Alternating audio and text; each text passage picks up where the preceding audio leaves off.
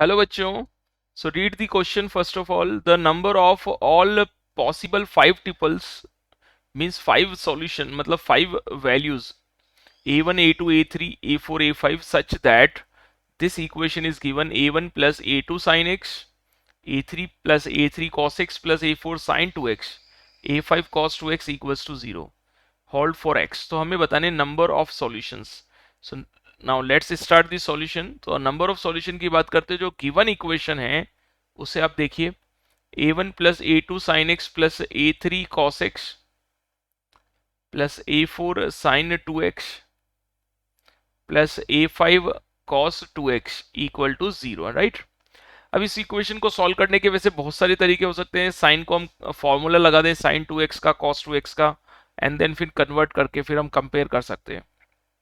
But उसके अलावा भी यह है कि सब्स्टिट्यूशन मेथड भी यूज कर सकते हैं. अगर मैं x की जगह 0 रखता हूं तो साइन 0 इज 0, सो मुझे मिलेगा a1 cos 0 इज 1, तो ये a3 साइन 0 इज 0, तो ये मुझे मिलेगा a4, और सॉरी ये 0 हो जाएगा और यहाँ 1 हो जाएगा, तो ये मिल जाएगा a5. This is equation 1. अब मैं x की जगह पाई रख देता हूँ. तो a1 sine pi 0 cos pi is -1, तो माइनस a3, और sine 2 pi is 0 and cos 2 pi is 1, तो ये a5 हो जाएगा. ये इक्वेशन नंबर 2 हो जाएगा. तो अब यहाँ पर हम जब इक्वेशन 1 और 2 को सब्ट्रैक्ट कर लेंगे तो हमें मिलेगा 2a3 is equal to 0.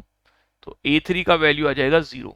a3 का वैल्यू 0 रखने से a1 plus a5 equal to 0 मिल रहा है. राइट. एक इक्वेशन ये आ जाएगा, इक्वेशन नंबर 3.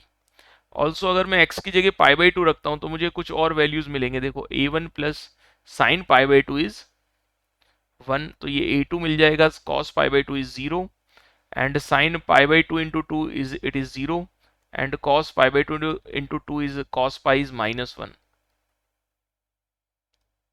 right.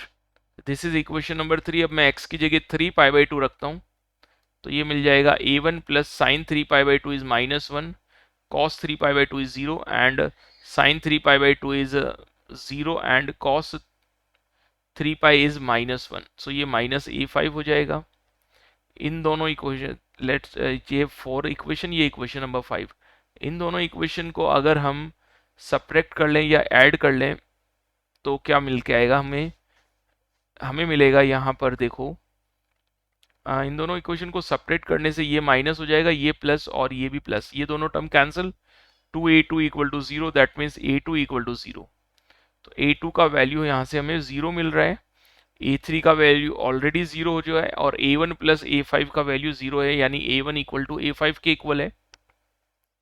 अगर मैं यहाँ पर बोल सकता हूँ कि a1 plus a5 is equal to 0, so देखो a1 प्लस a5 का वैल्यू कितना हो जाएगा.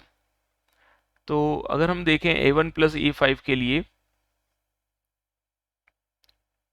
a2 0 हो जाएगा, यहाँ पुट कर लेते हैं तो यहाँ हो जाएगा a1 माइनस a5.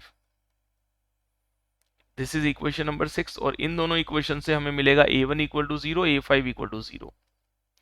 तो a1 0, a2 0, a3 0, a5 0 सब यहाँ पुट कर लेते हैं तो फाइनली a4 का टर्म बचेगा, तो उसको भी 0 होना पड़ेगा क्योंकि साइन के साथ मल्टीपल आ जाएगा, तो यहाँ से a4 भी 0 हो जाएगा.